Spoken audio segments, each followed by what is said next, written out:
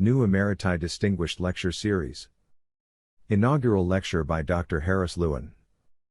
December 7, 2022. The preparations. Refreshments. The program and a poster honoring the new Emeriti. Congratulations to all faculty who retired in 2021 to 2022. Thank you all for making UC Davis a better place. The faculty in the College of Agricultural and Environmental Sciences is very thankful to all Emeriti, including Professor Emeritus Andrew Waterhouse, Professor Beth A. Ober, Distinguished Professor Edward J. DePeters, Distinguished Professor Julian Alston, Professor Mark E. Grismer, Professor Mark W. Schwartz, Professor Steve Morgan, and all other CAES faculty who joined the UC Davis Emeriti this time and in previous years. The faculty in the College of Biological Sciences is very thankful to all Emeriti, including Distinguished Professor Harris Lewin, Distinguished Professor Sharon Strauss, and all faculty who retired this time and in previous years. The faculty in the College of Engineering is very thankful to all faculty who retired this time and in previous years, including Distinguished Professor Bruce Gates. You all made COE a better place. The faculty of the School of Management is obliged to all UC Davis faculty who retired in 2021 to 2022, including Professor Brad Barber, Distinguished Professor Chih-Ling. We acknowledge that you made UC Davis a better place.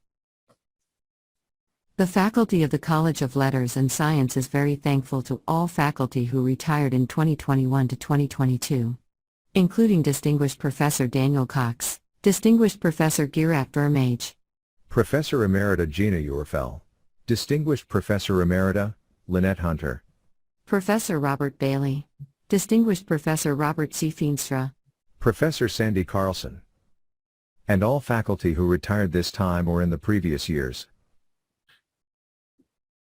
The faculty of the School of Law is very thankful to Law Librarian and Lecturer Judy C. Janes, and all faculty who retired this time and in previous years. The faculty of the School of Medicine acknowledges the contributions of Professor Frederick Gorin, Professor J. D. Sonic, and all faculty who retired in 2021 to 2022 and previous years. The faculty of the School of Veterinary Medicine are indebted to all faculty who retired in 2021 to 2022, including Professor Frank J. M. Verstrat, Distinguished Professor Laurel Gershwin, and all other colleagues who retired this time. Again, congratulations to all faculty who retired in 2021 to 2022. Thank you very much for making UC Davis a better place. So if those faculty who retire are here, could you stand up so that we recognize?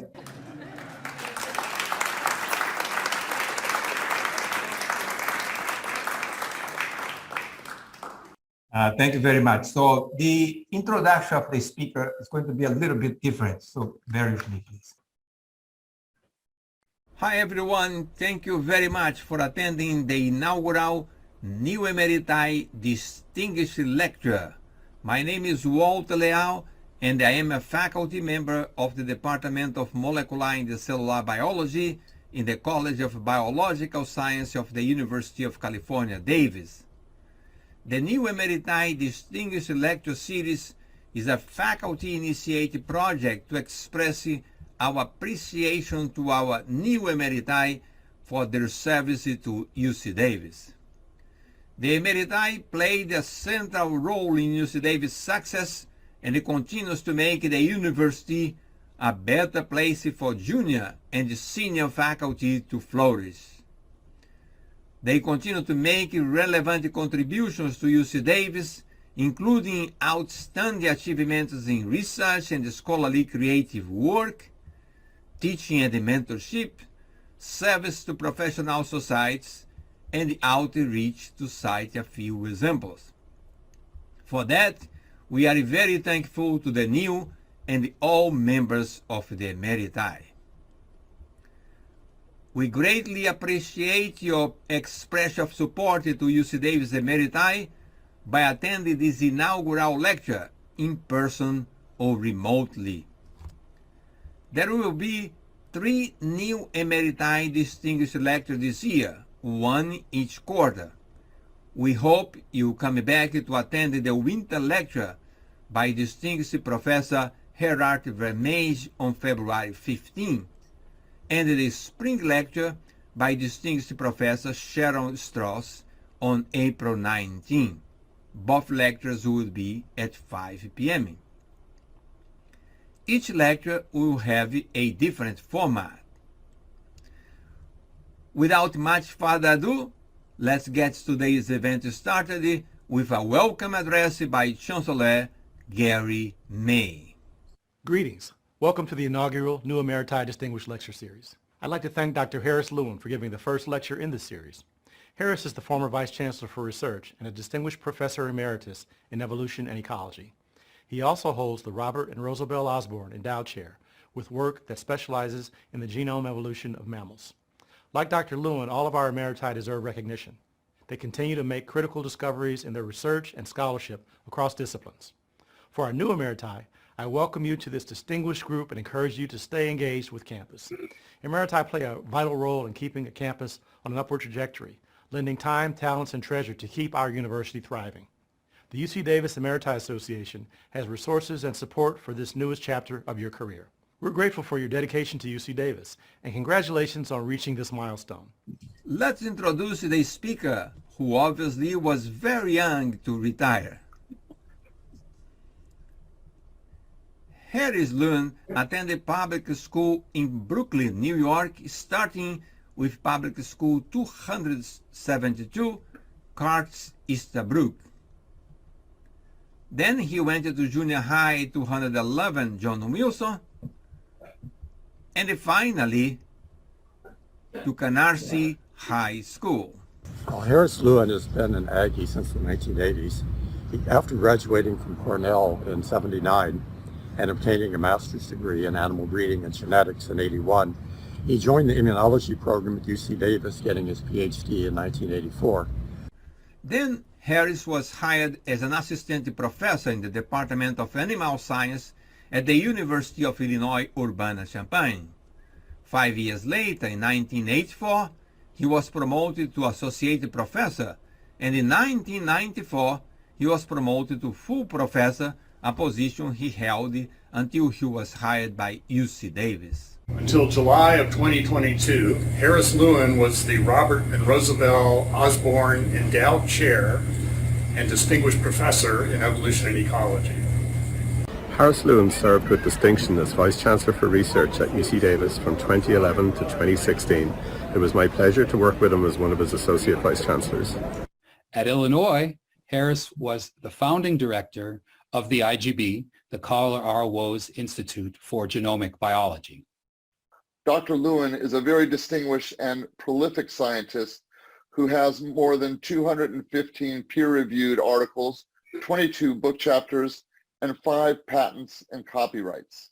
Harris Lewin got elected into the National Academy of Science in 2012 in Section 61, Class 6, which covers animal, nutritional, and applied microbial sciences. At the time, I was chair of the section, so I had brought his election to a very successful completion. Later on, Harris also served for 3 years as a chair of the section and did an outstanding job. Among his many accolades, Harris Lewin received the Wolf Prize in Agriculture in 2011. So we've heard a lot about all the important titles of our next speaker, but I'd like to introduce him by his most important title, my dad. No, Grandpa Harris. Grandpa Harris. Dear friends and colleagues, please join me in welcome to the podium, Harris' Grandpa, Harris Lewin.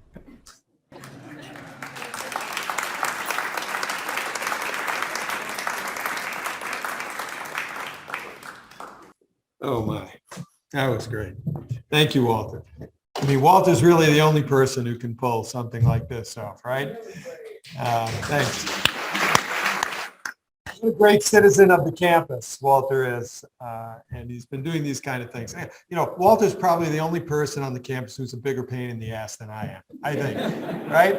And those of you who know me for a long time know this to be the case. But Walter gets stuff done, and he gets stuff done on behalf of all the faculty, and often doing thankless jobs. So again, Walter, thanks.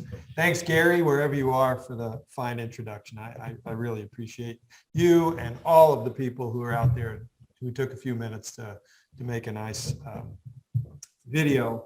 I appreciate that very much. It really was, I felt really good to see everyone step up and say something nice, even though it's not that easy to do that. So thank you very much. And thanks everyone, all the distinguished guests here today, people who I served with as a faculty member and who are on the same administrative team that I was.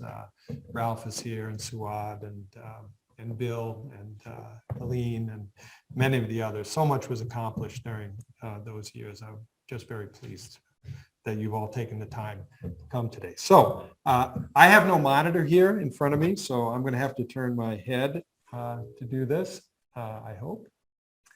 And let's see. Thanks, Walter. And while Walter's getting this set up, the title of my talk today is From Chickens to Cows to Everything, which is probably appropriate, and reflections and perspectives over 40 years in science. I don't mean to tell you anything profound today or particularly revealing. Today is really meant to be sort of a fun romp through 40 years, a 40-year career, recognizing the many people who worked so hard to make me famous over those 40 years, my former students and postdocs and friends and colleagues. And so we will begin really, well, Walter gave me an impossible job. He said, okay, so do everything. How do you do 40 years in 40 minutes? That's like a minute a year or 10 seconds for every paper you published. So I kind of decided to do it in chunks, some recognizable bits that those of you who are listening and not familiar with the science can understand and appreciate. So if this will work, it'll be fantastic, Walter. I'll just keep clicking it till it moves. So first thing, of course, is we must recognize our mentors and the people that really gave me a start in science. Rod Dieter at Cornell University. That's a later picture, not when I was a master's student, but Rod gave me my first chance as a master's student at Cornell and really opened the door and opened my eyes to research and got me deeply involved in the field of immunogenetics. And of course, on the right side there is Mecco Bernoco. Mecco couldn't be here with his wife tonight. He's not feeling great. But those of you who listen hard enough can probably hear him. If you know him, he speaks loudly still and carries a big stick. But that's me and Mecco at graduation. That's right by ARC. So there's nothing between the ARC and Briggs Hall there at that time, 1984. And now there's lots of things. So just to give you some perspective on how this campus has changed and grown over this period since 1984. And in addition to the mentors, beep, beep, come on, Walter, help. Try it again. Okay. There are those that have really influenced my science along the way. And I think scientific influences, they may not be your direct mentors, but in a way they serve incredibly important parts of your career. And it's important to recognize those people. And those three that I recognize in this slide, Jim Womack from Texas A&M University, and Steve O'Brien and Jenny Graves. These great scientists opened my eyes to the possibilities in comparative genomics. And I'm forever grateful to them for all that they have done for me in my career as well. Okay. And another person who was extremely influential in my career was Carl Woese. Many of you may recognize Carl. He's probably one of the greatest scientists of the 20th century. Carl distinguished the archaea as a separate domain of life. And Carl gave me insights into evolutionary processes and really stimulated my interest in evolution and how to use molecular techniques. Really, Carl used very primitive forms of sequencing to distinguish the archaea as the third branch. And if you look at everything I've done through my career, a lot of it sort of goes back to the same approach that Carl pioneered back in the 60s and the 70s. And I owe a lot to him. He was at the University of Illinois. And we'll talk a little bit more about Carl later. Let's see. No. Okay. And so let's move to the University of Illinois. As was mentioned, I spent 27 years at the University of Illinois at Urbana-Champaign, one of the finest universities in the world, most beautiful campuses, and some of the greatest people you could possibly imagine to meet and to work with over those years. And I'll move first. So we'll talk about sort of a series of discoveries.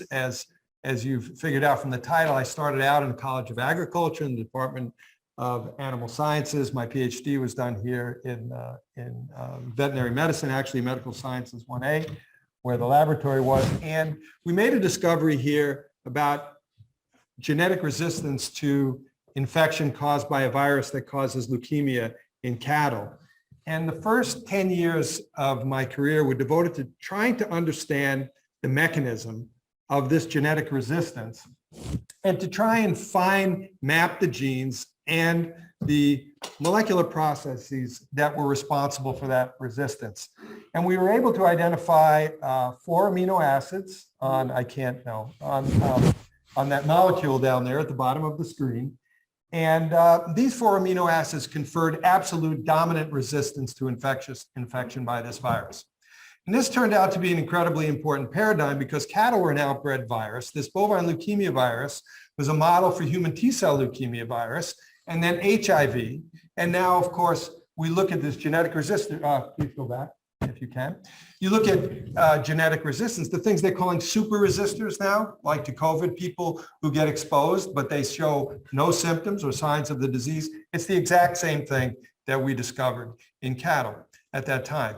These animals could be infected by the virus, but they would never develop subclinical or clinical stages of the disease. And we proved this by experimental infections and so on. The lead guy there down in the your left-hand corner was Anlong Xu, who was my first PhD student. Anlong went on to become dean at Sun Yat-sen University in China, vice president for research, and is now the president of the Chinese University, Beijing University of Chinese Medicine. And that's us in better days in China at a karaoke party in Guangzhou that Anlong hosted for me during one of my visits. But there were many big cast of characters here that were involved in these discoveries, including my first technician, Julie Stewart, Yang Da, Mike Mirsky, distinguished career at Pfizer, Junzo Noramina, who's a professor at Miyazaki University in Japan, Michiel van Eyck, who's now the CEO of a biotech company in the Netherlands, worked for Keygene for many years, and Jay Wu, who is at the Taiwan Livestock Research Institute. These were really the main people that contributed over a period of 10 years to these studies. Next slide, please, Walter. I won't even try anymore.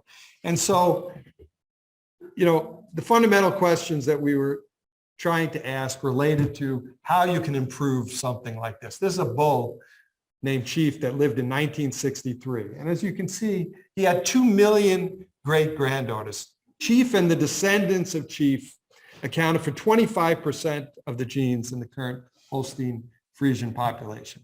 Enormous influence on dairy cattle production in the United States. And so moving from a single gene that was responsible for genetic resistance to infectious disease, we began to ask the question, the field of genomics was just opening up. What could we learn? What could we do with the rest of the genome? Well, genomics was a brand new field. There were 6 genetic markers in cattle in the 80s. When I started, none of them were molecular markers. They were all blood groups and biochemical polymorphisms. Next, please, Walter. And so we spent a good 10 years making maps, okay? And the map started out, if you look up on the left, this is all the same chromosome in a succession of maps that we built in the lab over the 10 years. And you can see on the left, there's like 4 of these markers, right? 3 of them are microsatellites, 1's a blood group. That's all we knew about this chromosome. And as the years went on, you can see the next generation of map, known as the band map for Mark Band, who was a postdoc, that map had about 760 genetic markers. Thanks to Jim Womack, who provided us with the radiation hybrid panel, which allowed us to map these genes at very high efficiency. And then graduate student Annelie Everts van der Wind from the Netherlands, there's another map. We went from 700 markers to 1,500 markers to 3,000 markers in a very short period of time. Of course, this became one of the most powerful tools in cattle genetics because it allowed the study and the genetic dissection of genes that were responsible for quantitative traits, economically important traits in cattle. It also allowed us to hang the sequence. When the sequence was done, they were just a bunch of little fragments, and this map was the primary map that was used to assemble the sequence for the cattle genome. Next slide, Walter. And so a whole group of papers were published on identification of genes for quantitative traits. And it went back even before there were molecular markers. This was really a study that a lot of people point to, underpowered, ridiculous, but we did it anyway. And John Beaver was the first author of that paper. It was really the first example of a half-SIB family used to map genes for quantitative traits. John's now an endowed professor at the University of Tennessee, works on beef cattle genetics. And then we used that next generation, the linkage map, about 184 markers, to do a genome scan across the biggest collection of bull semen in the world. Okay, so I spent 5 years collecting semen, bull semen from around the world so that we can map traits, quantitative traits. And that was called the US National Dairy Bull DNA Repository. And we did a genome scan and we found many quantitative trait loci, and that led eventually to the identification of several genes and the mutations that control those traits. One was the ABCG2 gene in collaboration with my colleagues in Israel. It was funded by a BARD grant, Joel Weller and Micha Rohn. And then another study, which I'll talk about, mapped back to that original bull chief that I showed you the picture of, who lived in 1963, had the original mutation. That we found a mutation that was responsible for causing more than 500,000 abortions in dairy cattle. And that gene, because we were able to identify it, was quickly eliminated from the population in collaborative studies with USDA. Next study. And so in the early 90s, we were experimenting with lots of methods. It wasn't ever clear we would ever get to a sequence. A sequence for the human genome cost $3 billion. It cost 13 years. We were mappers, and we were looking for more efficient ways to make maps, to use maps. And so I did a sabbatical at the University of Southern California at Norm Einheim's lab. Norm was the co-inventor of the polymerase chain reaction. And Norm had been using this fantastic technique that he came up with for doing single-cell genetics called sperm typing, where you use a flow cytometer and you can sort single cells into the wells of 96-well plates and then do PCR. And if you can multiplex the PCR, the technique that Norm co-invented, you can do genetic mapping. So we thought, wow, that was really something. So in 1991, I did a sabbatical there. I met Professor Gino Cortopassi, who was in the vet school. He was a postdoc in Norm's lab at that time, and he's still a member of our faculty, and I met him then. We discovered differences in genetic recombination rate between different males, between different bulls. That was quite important. And we adapted the technique for the first time. As far as I can tell, that paper up there on the left was the first time single flow sorting and RT-PCR was done on single cells, single flow sorted cells. And today, of course, single cell genetics and genomics and all the rage. That was 1996. And we used that technique for characterizing the numbers of virally infected cells in cattle that have been infected with that virus, and proved, again, that the resistant ones were able to more or less clear the virus. Next slide, please. And then, everything was moving toward developing those bigger and better and maps with more markers. And I fell down the rabbit hole of comparative genetics, comparative genomics, and evolution at about, the year 2000. And we used these maps in a way that hadn't been used before. Dennis Larkin, who was a postdoc and then was a visiting professor in the lab. He was in the lab for 9 years. And we really, together, working with a number of others in the lab, made some major progress in understanding the evolution of mammalian genomes, because we were able for the first time to compare beyond just two mammals. Until then, it was more or less, cattle and, humans and mice. And then we extended it to a different clade, to the ruminant clade. We added a third point to that mix. And we were able to identify segments of chromosomes that have been conserved over millions and millions of years of evolution from the time of the common ancestor before these three lineages split. And this was really a major event, and something that we're pursuing even till this day. I'll talk about that in the second half. Next slide.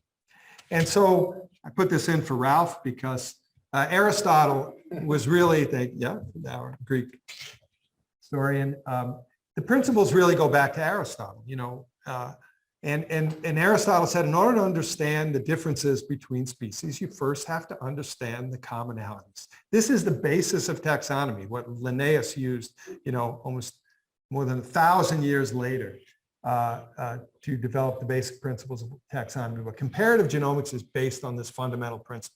First, you figure out the commonalities, and then you'll be able to understand what makes the different species different. Next slide, please. And we developed this scheme, which I think is still in effect today, which is really the basis of using genomic technology. You can substitute plants. Any agriculturally important species can fit at the top of that chart.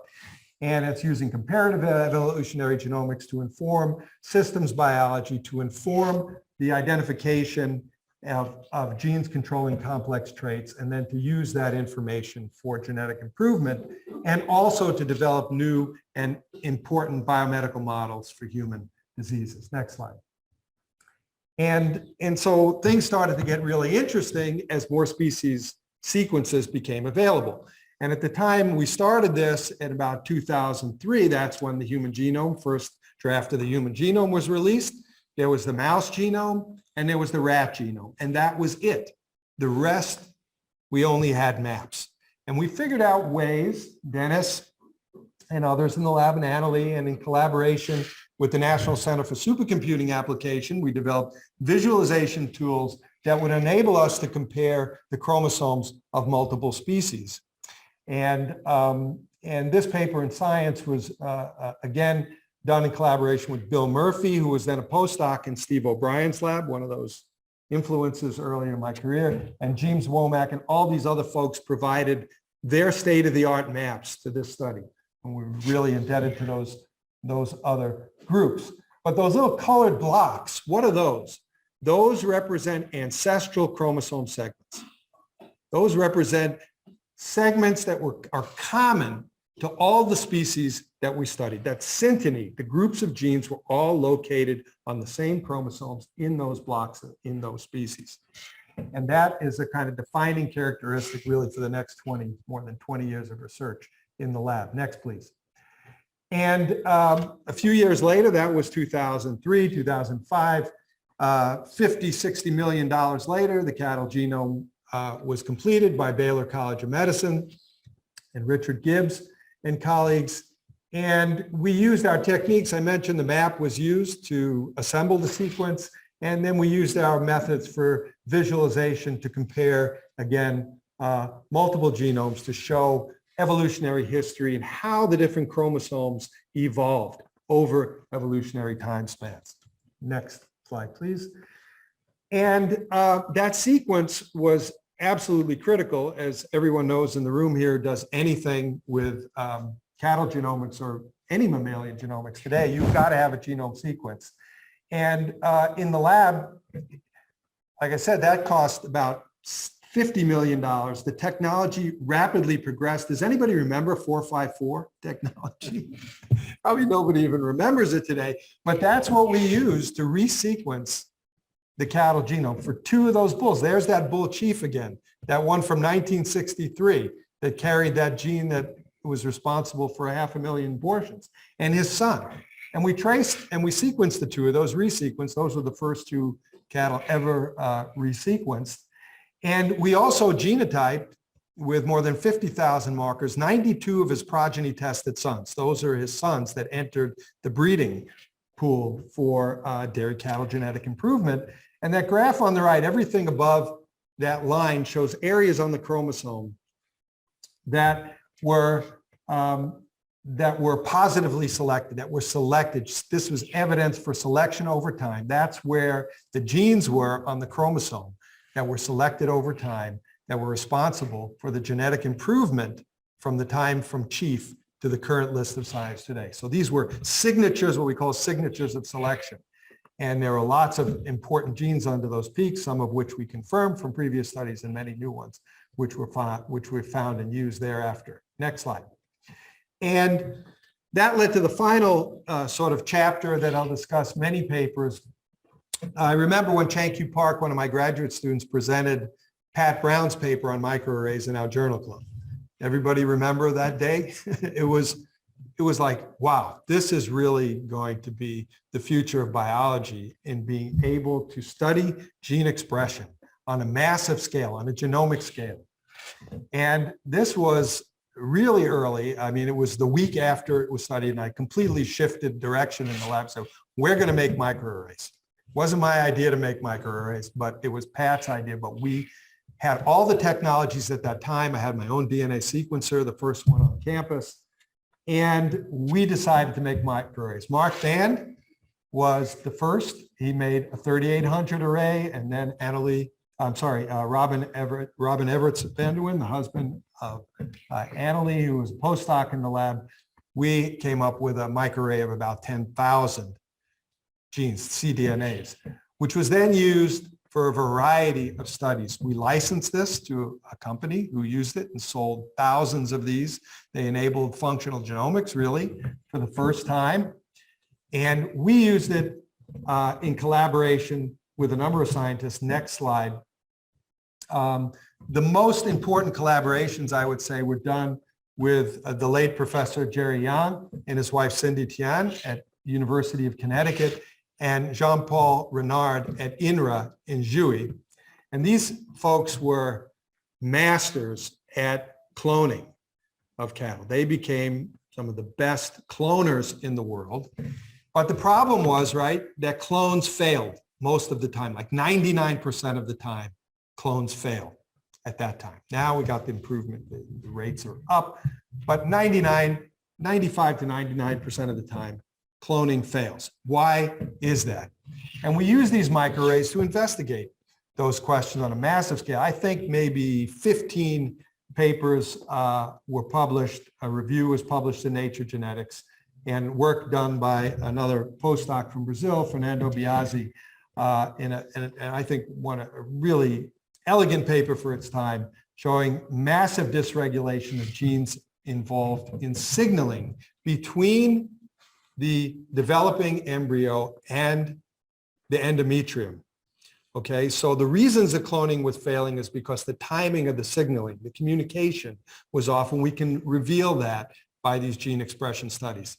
There were many other studies in nutrition and infectious diseases. Don't have time to go into those, but these microarrays were really a critical new tool in the hands of animal geneticists exploring functional animal physiology. Next slide. And again, no time to go through this, but this is just a few snapshots. The lab was about between 10 and 20 people over the course of those years. It was pretty constant. And, we had a great time. It was a wonderful group of people. And I owe all of the success that we had there over those 27 years to the amazing people that worked in my lab. Next slide. Now, you heard Gene Robinson at the beginning talk a little bit about the Institute for Genomic Biology. While we were doing all this, I got tapped to do some administrative work. The first job was, hey, nobody's around. Why don't you head up the University of Illinois Biotechnology Center? I said, okay, I'll do that. And then it kind of progressed from there. And my primary enablers at the University of Illinois were these four guys. And David Sheequin, who was the Dean of the College of Agriculture, went on to become the president of South Dakota State University. Richard Herman, who was the chancellor at University of Illinois. Bob Wiese, who was my department head, later became dean, provost, chancellor, and president of the entire University of Illinois system. And Chip Zukowski, who was, when we started the planning for the Institute, he was chair or head of the Department of Chemical Engineering. He's today the provost at the University of Southern California. Really distinguished group of administrators, and they enabled me, and they armored me, and they gave me $75 million and said, build an institute. Next slide. And with Carl Woese, I said, well, this is going to take me out of the lab. This sounds like a really big job, right? And with Carl's encouragement, and it really was Carl, there are the plans for the Institute when it was a hole in the ground, and there's the Institute coming out of the ground. Carl kind of convincing me and also convincing the leadership at Illinois that I was the person to do this. It was sort of a reluctant warrior kind of thing, but it turned out to be, the greatest experience and the most satisfying job I ever had was the director of that institute. Next slide, please. And that's the Institute. That's the Institute for Genomic Biology, 175,000 square feet, over 100 faculty, more than 300 scientists working in interdisciplinary teams. It was designed from the ground up, from the design of the building to I picked the furniture and trips up to Chicago, the benches, everything. And we programmed for the first time, really, took faculty from all over the campus and had them form these competitive interdisciplinary teams. Now, those of you who are sitting here from RISE, like Simon Cherry, can follow this thinking because we use those experiences of putting faculty together from groups from different departments and disciplines into interdisciplinary themes in a common space. And they've achieved just great things. This institute is going extremely well and still drawing in over $50 million a year in competitive funding. Thanks. Next slide. And now I'll just recognize a few of the people because I'm sure we got to go. We're probably at time for the half. I'm going to go through these quickly. My big brother, wait a second, my big brother and dear friend Larry Shook and his wife Fran have been lifelong friends. Larry's the guy who went on to become vice president. Thank you, Larry, for being a friend all these years. Next slide. We also formed two companies together and raised hell all over the place in Champaign-Urbana. Next slide. A co-conspirator of ours to create the Institute of Genomic Biology was Professor Shankar Subramaniam. Shankar is a professor. He was the three-time chair, I think, of the Department of Bioengineering at University of California, San Diego. Sorry, Shankar, I know he's out there. But really, Shankar was one of the creators of that vision, early vision, for what we then called the Post-Genomic Institute, which became eventually the Carl Woese Institute for Genomic Biology. Cheers to you, Shankar. That's taken in Greece. Next. And Gene Robinson. Gene was mentioned. He was an earlier version of Gene. Gene went on to replace me as the director of the Institute when I left. Gene's a very distinguished entomologist. Walter, you certainly know Gene. All of you do. He's been here as a Storer lecturer and a campus-wide lecturer.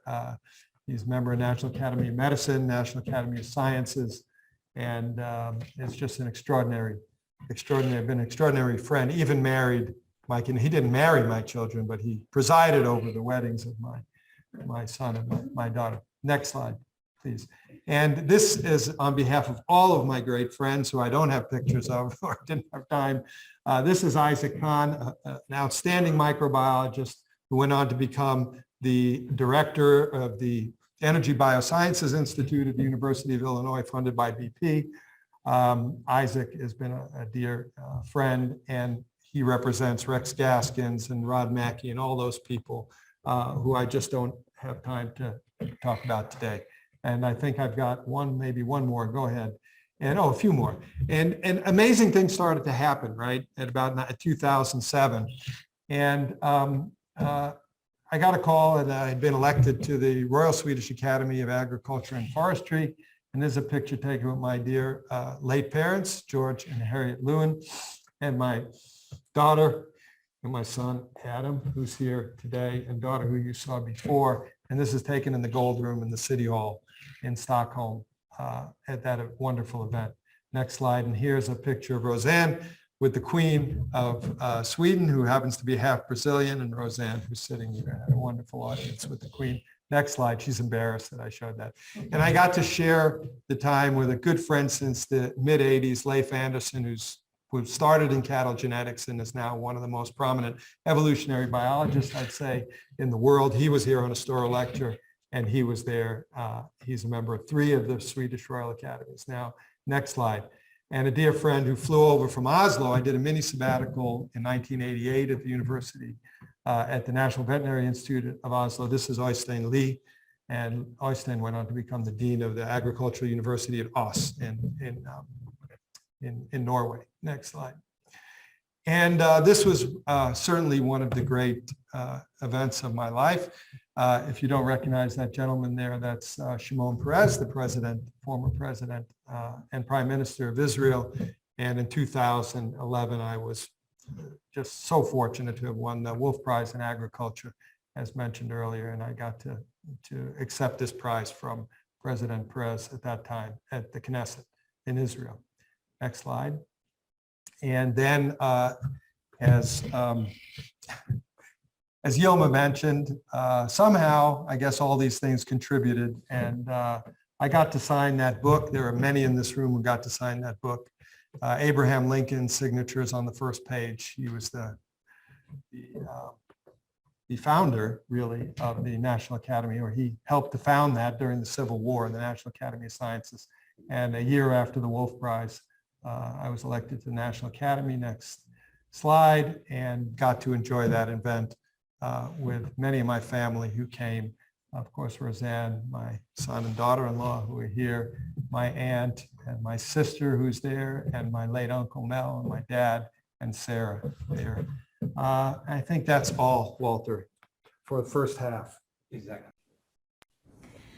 So I have many wonderful memories with my father, but we just got back from our first trip to Disneyland, and it was about the same age that Hallie was when my dad took us to Disneyland. But here's the catch. It was a very convenient trip because he was doing a sabbatical in Southern California. It would not have been a cross-country trip or even any planning to go to Disneyland, because Disneyland was not my dad's idea of a vacation for kids. My dad's idea of vacation was hiking through mountains or some real adventure. So one such trip I'd like to share with everybody was he decided to take us to a tropical island vacation. And when we thought we were going to, have a nice relaxing time, we arrived and he decided that we were going to stay at a very local spot. And at this local spot, it was really local. There was no luxury really to be found. And we wound up staying in a place where, I think we were in Barbados, where we were staying with the locals, eating, on the beach. It was lovely. But by about day 3, my mom said she wanted to go to the resort down the block. So we moved, and that vacation included taking a Jeep through the jungle where it started pouring rain in the middle of it, and we called it being soaked in the moat because we were really being very adventurous. And that's usually what kind of happened with trips with my dad. We'd always find ourselves on a real adventure, and to this day, that's who my dad is. It's always an adventure. Like many, I had numerous interactions with Harris, but the enduring memory is meeting him right in front of Briggs for coffee. And he was so excited over his latest paper on COVID genetics that he was trembling. So he's been fun for a long time. A colleague of mine, Harris Lewin, was elected to the U.S. National Academy of Science in 2012. And at that time, I was chair of the Academy, and I'm very proud to have successfully processed this nomination and bring it to a successful completion. The following year, 2013, There was Sunday, many are recognized by the National Academy of Sciences, and one of the most important, the most prestigious recognition is the Public Welfare Medal that the Academy bestows on an individual with an outstanding application of science to the public welfare. In 2013, the recipients were Bill Gates and Melinda French Gates. After the ceremony, there is the famous National Academy of Science garden party outside of the NAS building by Constitution Avenue, very close to the famous Albert Einstein statue. During the reception and the festivities, Harris, of course, approached Bill Gates and asked him if he would fund a National Academy of Science prize in food and agriculture. And this award is for $100,000 a year, which Bill Gates approved. And this is given to a mid-career scientist in any U.S. institution who's done an outstanding or extraordinary contributions to food and agriculture. Hi, Harris. It's such a great pleasure to be able to send you my best wishes for this new phase of your life. I don't want to call it a retirement because I know that you're going to stay very busy with things you like. I know that your science is going to be a big part of it, your family, of course, and the travels that you enjoyed so much, you know, going to very unique places and always coming back with great experiences. I hope that you and Roseanne will have more time to do that and stay a little longer, hopefully, than you were doing before when you were very busy with all of the things that you were trying to do at the same time and do very well. I thank you so much for your friendship since we met at the University of Illinois at Urbana-Champaign. And I do remember very well when I was leaving to come to UC Davis that you told me at the time that you were a graduate of UC Davis. And then I remember that I told you I was going to reach out for your help whenever I needed it. And I did when the position of the Vice Chancellor for Research opened. And I remember that I reached out to you to see whether you were interested. And you took this position with grace and with a lot of excitement and with a major commitment to do something really good for your alma mater. And I think you succeeded in all ways that you had made the commitments in everything that you were planning to do. You were not only innovative in the things that you did in the Office of Research, but also committed and in making a change and following through in everything that you felt it was important for the institution. And you did develop the foundation on which the institution was able then to continue and become so successful in research. I believe this year the institution celebrates. The first year research went over 1 billion, and I believe that that was one of the goals that you had set for the research office. So I'm so happy to see, first of all, that the goal was met. I want to thank you for everything that you've done for this goal to be possible. I want to thank you for the science that you brought to UC Davis, for your collegiality and for your friendship. And I'm sending you my best wishes for everything good that is going to follow. I only hope that Spiros and I will be able to see you when we come to UC Davis one of these days. And I hope to be able to find you because, of course, I'm sure you're going to travel quite a bit. I just hope that we are going to be able to find you and get together. So again, my best wishes, and thank you for everything.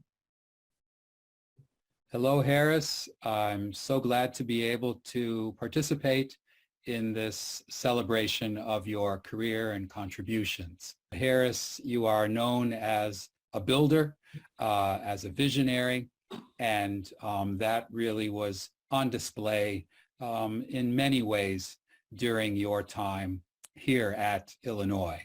So let me focus in particular on genomics. And the year is, or the time is just at the very end of the 20th century, the beginning of the 21st century. The new science of genomics had just started popping its head up. And you, Harris, already were attuned to this and starting really very early on to appreciate the power, the potential power of the new science of genomics. And so as a visionary, you appreciated this, but what's really great about you, Harris, is your ability to combine vision, high-level thinking with roll up your sleeves and work and make a difference and get something done. So I'm thinking particularly of the Keck Center, which was the Keck Center for Functional Genomics, a proposal that you, Harris, led its development, and we had a team working together to develop this proposal. It was selected by the Keck Foundation, which is quite a feat. They're very selective. And this helped us on this campus to start a service center, a core facility for genomics very early in the genomics revolution. You had a vision for how the center should be set up. You were its first director, and really set the tone for high-level performance in a variety of different genomic sectors to be able to give Illinois researchers early advantage in the adoption of genomic techniques to solve their various questions.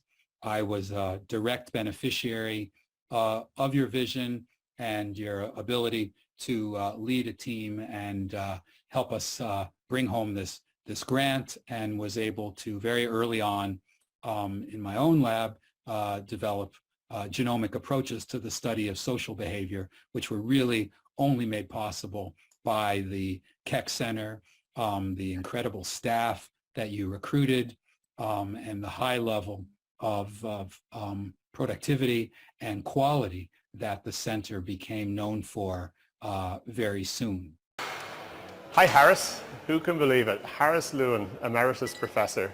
Hi everyone, it's Paul Dodd here, you might remember me. I'm talking to you today from the University of Galway. Harris, I decided to get dressed up for the special occasion that is the celebration of your academic career. What the? Happens again. Harris, I just wanted to say thank you for taking a chance on me. You hired some Irish guy from the National Science Foundation to come into a pretty major job in the Office of Research working alongside you. And I have to say, from my perspective, it worked out really well. I hope you think the same. So just wanted to say, you know, you've been a brilliant scientist. Your contributions worldwide are renowned, of course, winner of the Wolf Prize, member of the National Academy, yada, yada, yada. But what I wanted to say was you were just a fantastic person to work with. It was really great fun working with you. I hope you remember you always said when you retired that you were going to write a book called 5,000 Monkeys and a Nuclear Reactor. So I expect to get a signed copy of that, Harris, whenever you finish that book off. So as this new chapter of your life starts, I just want to wish you and Roseanne and all the family happiness and health, and looking forward to hearing of the next great thing from you, Harris. So take care, and I'll hopefully see you soon. Hi everyone. My name is Marcy Lewin Rosenblum, and I am Harris's sister, his older sister. And I'm here to tell you a few stories that I think you'll enjoy, and they are very, I think they're very significant, and they're indicative of Harris, who he is today, and how he got there. There is a picture that I sent of my brother Harris at a young age sitting in a playpen. And what I recall as a 4.5-year-old at the time was that he didn't like being in there. He always looked for a way out, and eventually he discovered how to get out and how to move the stick and escape. Harris was always an adventurer. He always looked for solutions and found them and didn't give up until he found them. Also, I would say that music was a major part of his life and remains part of his life today. And he is an excellent guitar player, and we all know that. Another thing I would like to tell you is a story when Harris went to first grade. Harris was in first grade, and I was in 5th grade at the time, maybe 4th. And my mom told me many years later that his first grade teacher, Mrs. Analik, complained to her on parent-teacher night that Harris only wants to read dinosaur books, and that my mother had to find something else for him to read because all he reads is dinosaur books. Well, we know where that went, and I wish Mrs. Analik was around today to see the fruits of her first grade student. I'm very honored to talk about my brother. Although we grew up with a bit of a difference between our ages, we were always close, and I love him dearly, and we're closer now than ever.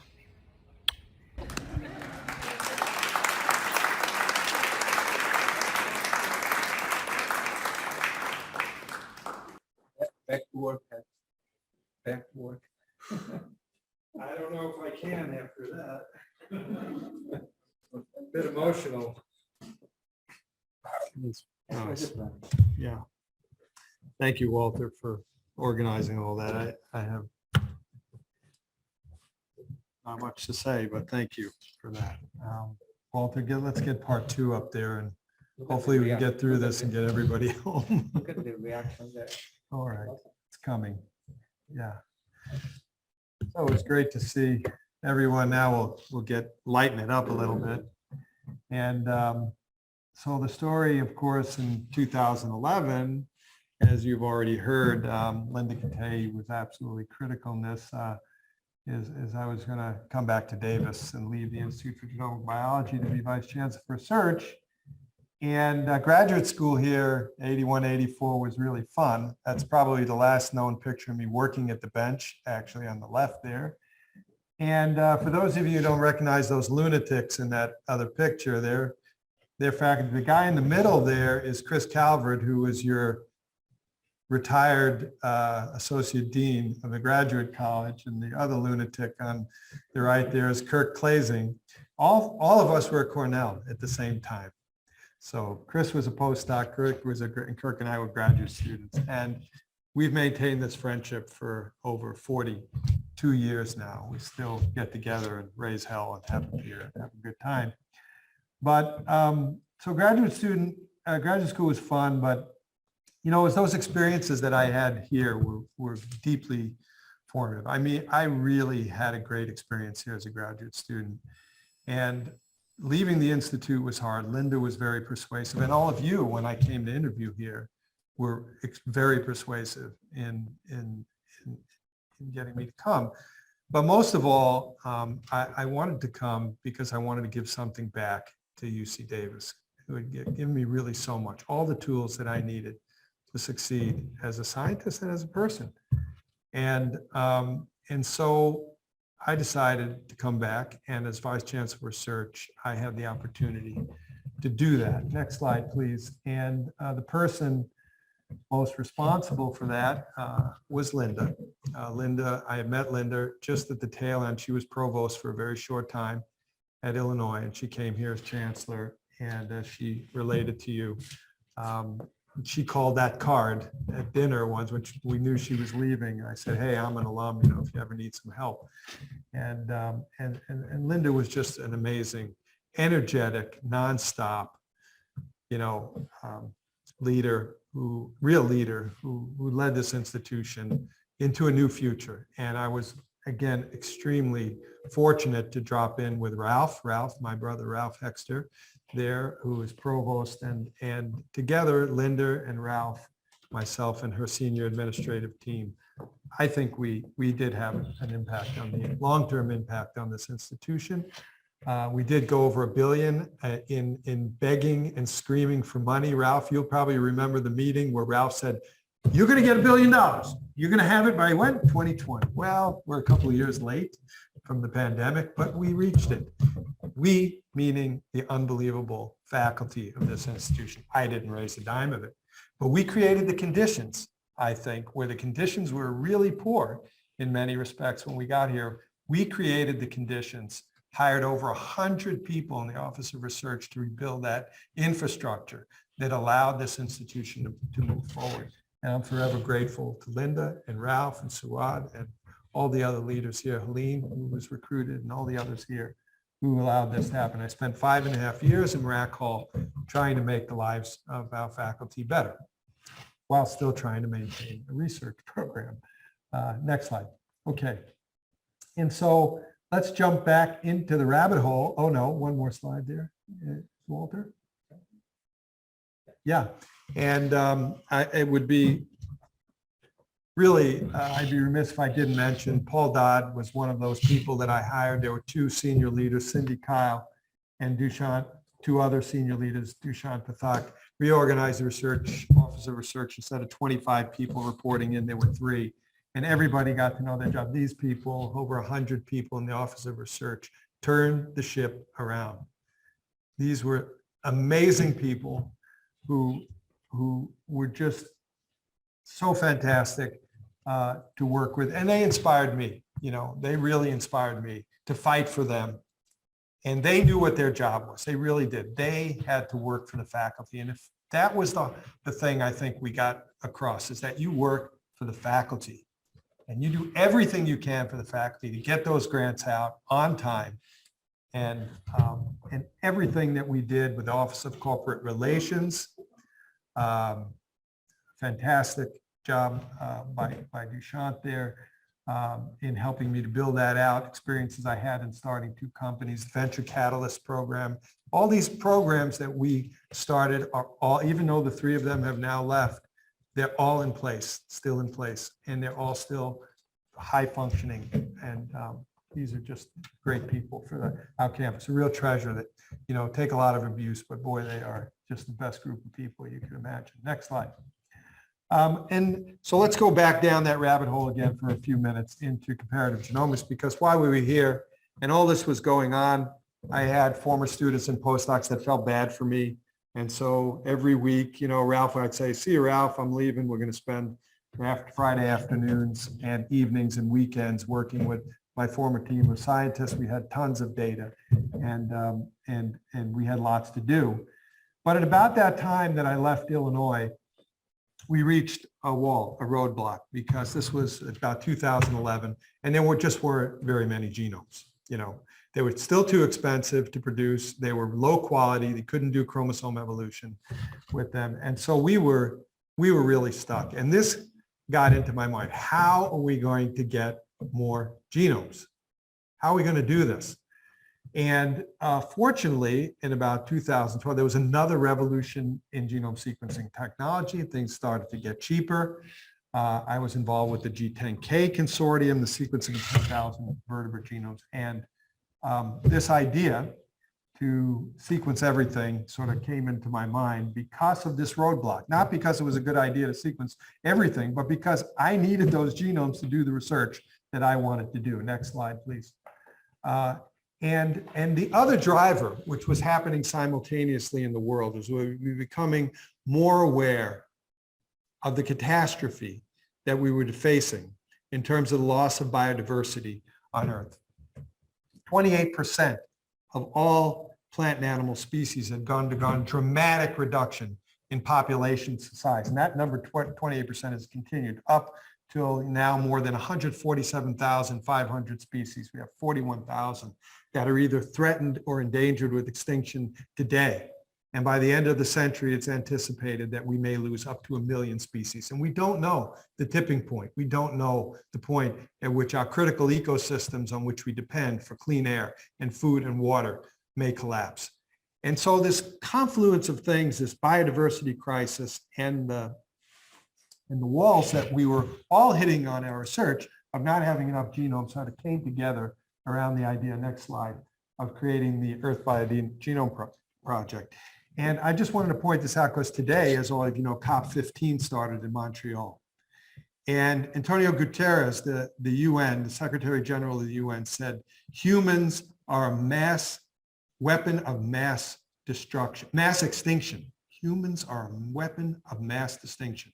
He said that today. And today at COP over the next week, new policies for trying to protect biodiversity are coming into place. This is another great confluence of two huge problems facing humanity now: climate change and its intersection with the loss of biodiversity. And all of those things factored in at the time to our decision and our proposal to start this mega project, next slide, which I'm going to talk about in a few minutes. And the reason biodiversity is so important to us, right, is because it is the basis for our critical ecosystems, agricultural ecosystems, our clean air, water, biogeochemical cycles. All of these things are dependent on biodiversity, and not just ecosystem services, but these are the basis of our global bioeconomy. In the US and in Europe alone, more than $500 million a year, estimated several years ago. And if you look at this globally, it's probably $3 to $5 trillion a year in the global economy are dependent on biodiversity. Next slide. And so, sorry you can't see this a little bit better. There's Jean again, and John Kress, who was then Undersecretary for Science at the Smithsonian Institution, and Huan Min Yang, who was president of BGI, China. We came to agreement under the portrait of Lincoln in the National Academy of Sciences that we were going to pursue this idea of sequencing all eukaryotes in a period of 10 years. Next slide. And so we published the manifesto for this project in 2018, 23 other very distinguished scientists and genomicists from around the world that laid out the rationale and a way in which we could sequence all of eukaryotic biodiversity. That's 1.8 million species in a 10-year time frame. Next slide. And this received a lot of attention. We had the official launch of the project later that year at the Wellcome Trust in London, who committed more than 50 million pounds to this project. And we got a lot of interest in it from the scientific community and from the scientific literature, and people started to pay attention to this because the possibility of doing this was very real. Next slide, please. And so I'm just going to tell you again, what is the Earth Biogenome Project?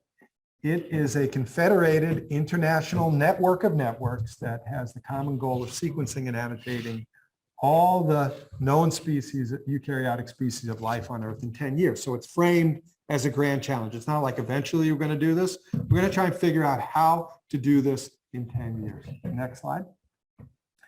And the goal then is none less than creating a digital library of all genome sequences of life on Earth, reflecting the collective evolutionary history, the collective wisdom of 2.7 billion years of evolution of eukaryotic life on Earth. Next slide, please. And that sounds like a big job, right? And it is a big job. And we estimated the cost of that. And I first penciled this out on a napkin on the flight home from London when I was trying to figure out how we're going to do more genomes, and eventually led to doing what would it cost to sequence all eukaryotes, because at that time the price was coming down dramatically from $3 billion for a decent genome. Then it was $50,000. And we started to just run the math, and it became clear in 2016 already that we could sequence all of eukaryotic life for less than the cost that it took to sequence the human genome. Less than the cost of sequencing the human genome, one genome. And we know that the human genome has had tremendous returns as a whole new field of medicine, precision medicine, not to mention all the spillover into agriculture and other important areas of science. And just imagine what this return on investment would be if we sequenced everything, all these huge problems. Next slide. Because it sounds like a lot of money, but really isn't. For biologists, don't think in terms of billions. You know, we think in terms of tens of thousands.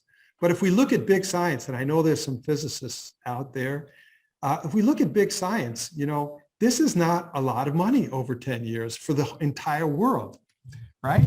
And the fact is, you know, biology, DNA sequencers and sequence is the equivalent of our Webb telescope, our Hubble or our Webb telescope. That costs just $10 billion a year to put up there.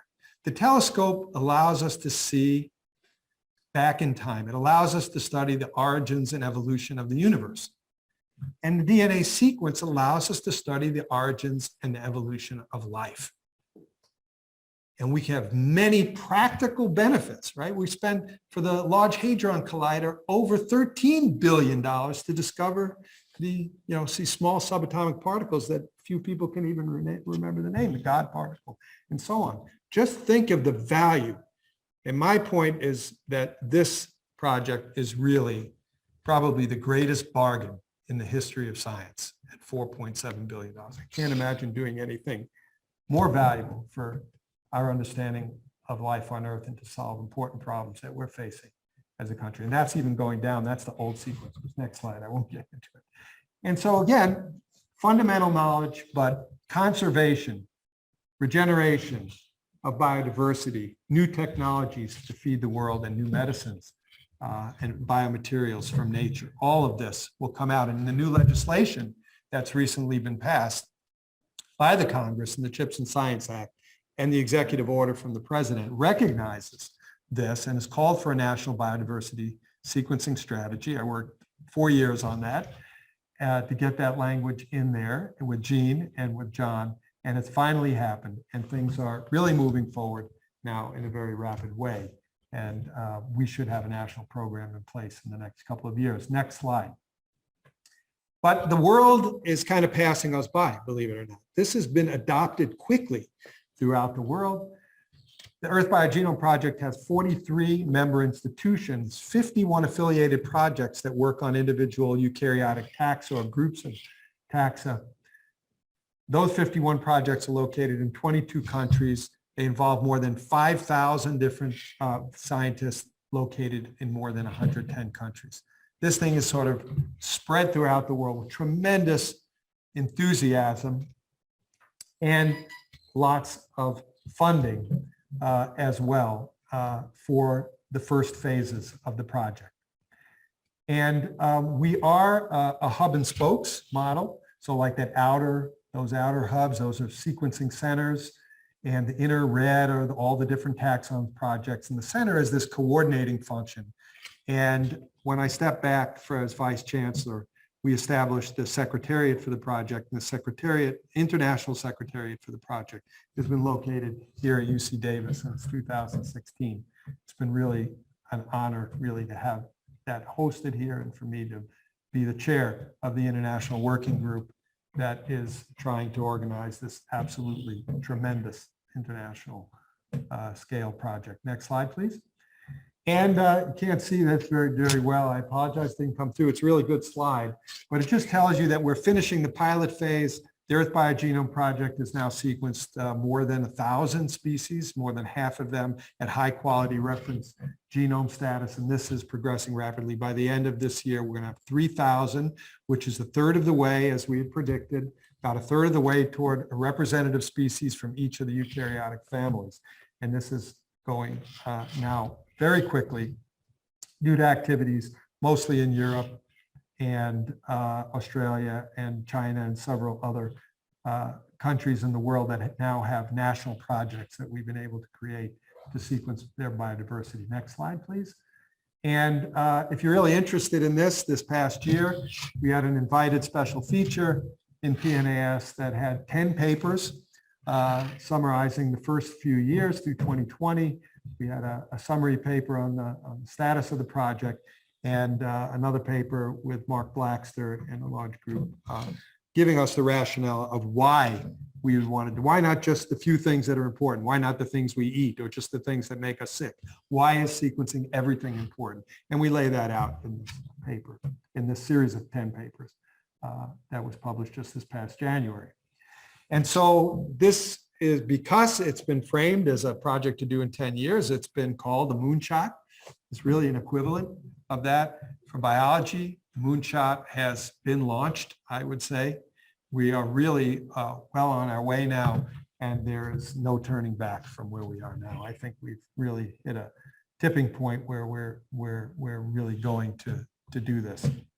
May not be in 10 years, maybe 15, but we're going to get there. Okay, next slide.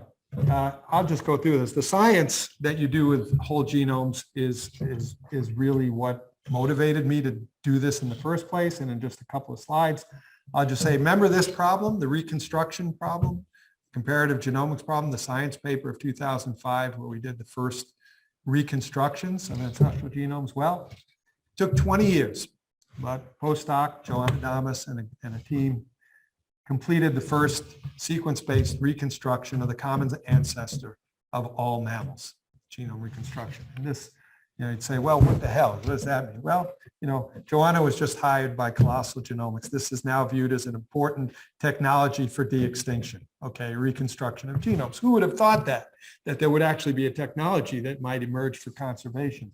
But now there is a great application of this. Next slide. And if you think of this problem, it's really like a Lego problem, right? You take all the genomes that you have available to you that for species that exist today, you chop them up bioinformatically, basically into pieces. You find all the common segments between them, and then you use phylogenetic information. You use the adjacency information between these different blocks in the different species.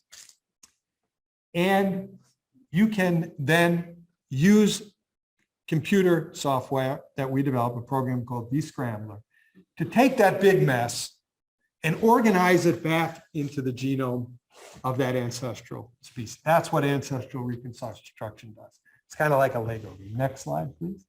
And so, this is the picture. You take the mess and then you organize the blocks back into what were chromosomes from a species that existed, in this case, the common ancestor, 188 million years ago. And then you confirm it with different lineages. So we did it 3 different times to confirm the organization. Next slide, please.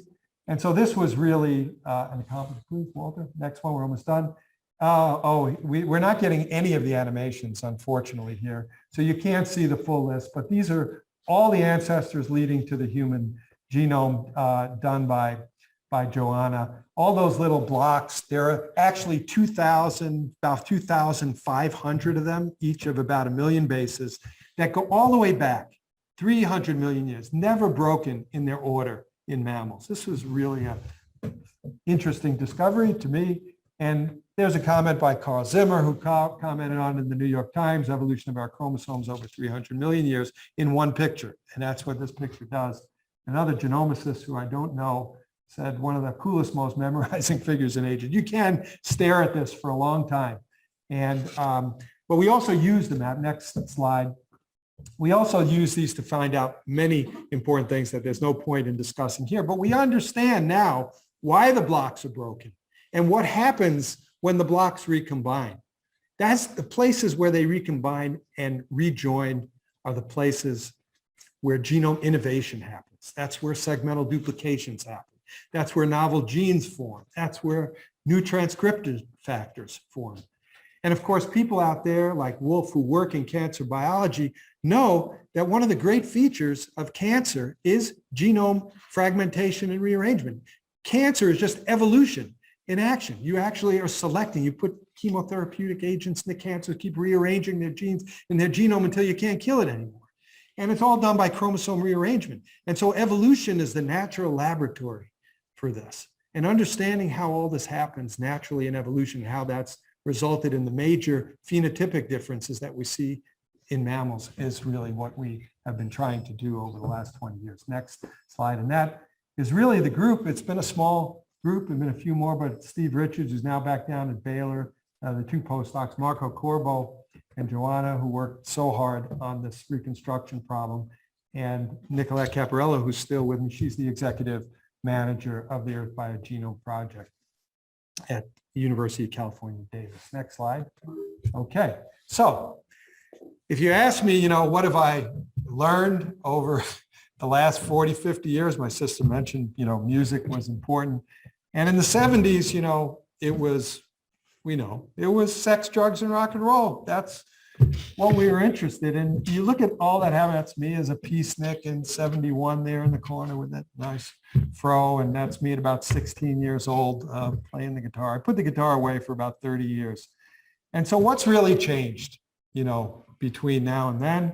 Well, Walter, well, unfortunately, it's no longer animated. I don't know why, but it's really sex. But we think about it more than we do it. And we study, you know, sex, evolution of sex, and it's data. It's lots of data. It's tons of data. It's coming at us from everywhere, from our iPhones, from our computers. So data has replaced drugs in some ways, and it's always going to be rock and roll. I can tell you that. And of course, we need the drugs to help us with the sex and to understand the data and to rock and roll. So that's all still there. And next slide. And if you don't believe me, next week you can come see my band at, at the Jackrabbit Brewing, and you're all invited in West Sacramento. Be there or be square. These are the greatest bunch of guys. I have to thank Professor Janata, who's here, Peter Janata, who rescued me from the oblivion of not playing music for so long, invited me to his house for a music party, and I met these guys, greatest group of guys you could imagine. And I've been enjoying myself playing music for the last 3 years with these guys, and it's been just wonderful. One of the things in retirement that I hope to do more of retirement, really the only thing I've retired was my paycheck. I'm still working as many hours as I've done before, but there is a little more time to play music and to spend time with my wonderful family. Next slide. And already seen some of these pictures. That's this little guy over here when he was a kid, and that's my daughter, Sarah, and been blessed to have a very loving family. Thank my ex-wife for producing these wonderful children that we enjoy every day. And I'm so grateful and blessed to have them. Next slide, please. And there they are again, Hallie and Eliana. Next slide. And my sister and whole tribe, 8 grandchildren, her husband and family in Israel. Next slide. And our dear friends, Carly and Bob, who are here, and many others who I can't show pictures of, but the next slide I must show, of course, because that's the muse. That's my muse. It's sensational and inspirational Dr. Roseanne, who has, you know, changed my life, but I probably can have a few other people raise their hands in here if she's changed your life too. Carly, Bob, yeah. Many of us through her work on nutrition, plant-based nutrition and genomics, and Roseanne, next slide. It's been a great ride, and I hope you're along for I know you'll be along for the rest of the ride, and we'll be together on the other side of that rainbow. That's it. Thanks very much, folks. Thank you very much. All right. Congratulations. Thanks very much. Thanks. Yeah, thank you. Work well. So that is going to be a very short video before we have the closing. Can you hold for 2 seconds, okay? Very short.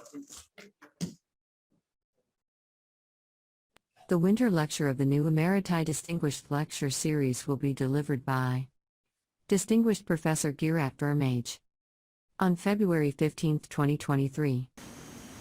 I very much hope that you might attend my upcoming lecture. I want to communicate the enthusiasm I have for not only the big ideas which I'm going to present in this lecture, all about the evolution of power, but also how it starts and how I came to this. And how I come to it is through a love of natural objects, such as the shells I work on. They're beautiful. They're interesting. They have, if you look at them carefully enough, and you can never look carefully enough, but if you look carefully at these things, you find properties that tell you something about the worlds today, but more importantly, in my case, worlds of the distant past. And so, to get at some general principles, such as the evolution of power, which I will be discussing, you have to start simply by observing, in my case, the fossils and the living representatives of groups and what they are trying to tell us about how organisms live and lived in the past, how they functioned, and how they interacted with each other to form ecosystems, some of which may have been very different in the geological past. And so, to piece together a history, you have to examine the mundane, the simple things, and to glean information from those simple objects, like these simple, beautiful clams. And to me, that's the essence of science, to ask questions of simple things and to gain insights into really big problems from those simple beginnings. All right, so that's it. I'll ask Mark, maybe the Dean Wine, to come here just for the closing. Thank you, Mark. Oh, you're welcome. This will be extremely short. I came here about 6.5 years ago to first interview and got to meet this passionate, energetic person who's the Vice Chancellor for Research. And we knew a lot of the same people in science. I don't know how that happened, but Harris has been a really important part of my decision to come here in the research organization that he was helping to build.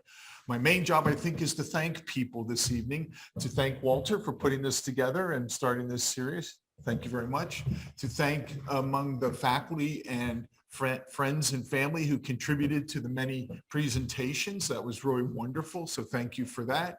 Thank you for joining us. Thanks to people online for joining us as well. And most of all, thank you, Harris, for sharing your life story and your science story. We really appreciate it. Harris.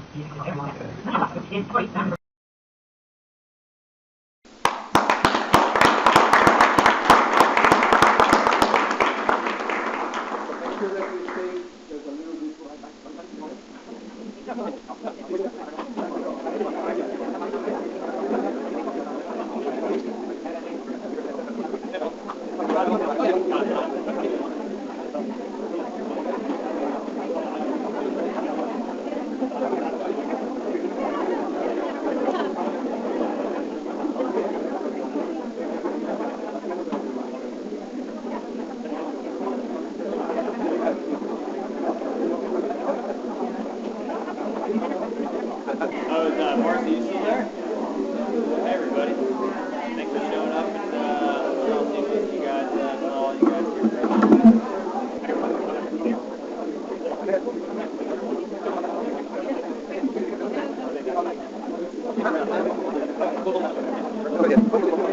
here.